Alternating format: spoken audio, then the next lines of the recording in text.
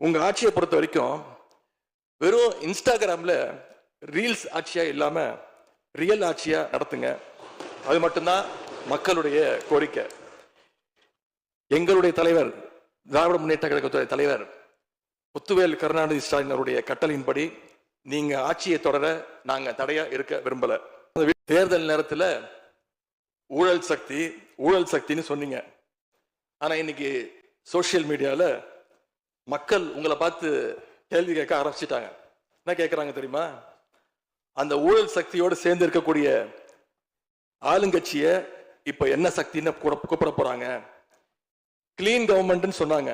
இதுதான் உங்க கிளீன் கவர்மெண்டுடைய லட்சணமானு மக்கள் கேட்க ஆரம்பிச்சிட்டாங்க.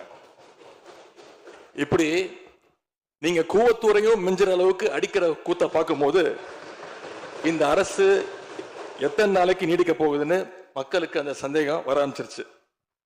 முதல் கோணலே முற்றிலும் கோணல்ன்ற மாதிரி உங்க நடவடிக்கை எல்லாமே இன்னைக்கு நடந்துகிட்டு இருக்கு.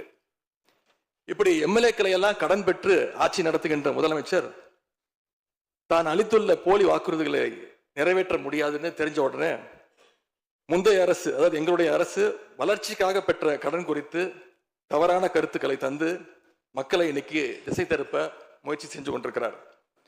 பெரும்பான்மையும் இல்லாத, அரசியல்ல அடிப்படை நேர்மையும் அல்லாத இந்த அரசு நல்லாட்சி தரும், தமிழ்நாட்டு மக்களுடைய உரிமைகளுக்காக போராடும்னு மக்களுக்கு துளியும் நம்பிக்கை இல்லை. முக்கியமான ஒரு விஷயத்தை இங்க நான் பதிய வைக்க விரும்புகிறேன்.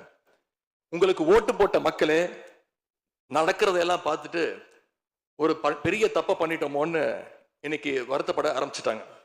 எங்க தலைவர் திரு முத்துவேல் கருணாநிதி ஸ்டாலின் அவர்கள் கடந்த 5 வருஷமா ஒவ்வொரு குடும்பத்துக்கும் பார்த்து திட்டங்களை நிறைவேற்றி கொடுத்தார். அந்த திட்டங்களை எல்லாம் நீங்க தொடரணும்.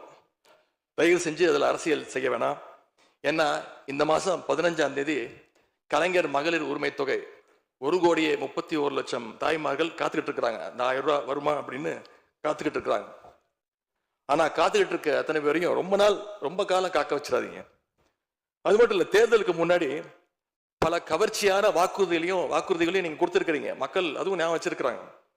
மகளிருக்கு மாசம் 2,500 ரூபாய், ஆண்டுக்கு 6 சிலிண்டர், தங்க செயின், மோதிரம், பட்டுப்புடவை, வேலையில்லா இளைஞர்களுக்கு உதவித்தொகைன்னு அந்த லிஸ்டும் நீண்டுட்டே இருக்கு. பெரிய லிஸ்ட் தான். அதுல ஒரு சில வாக்குறுதிகளாவது முதல் கையெழுத்துல நீங்க நிறைவேற்றுவீங்கன்னு மக்கள் எதிர்பார்த்தாங்க. அந்த வகையில பேரவையிலிருந்து நாங்க வெளிநடப்பு செய்யறோம். நன்றி, வணக்கம்.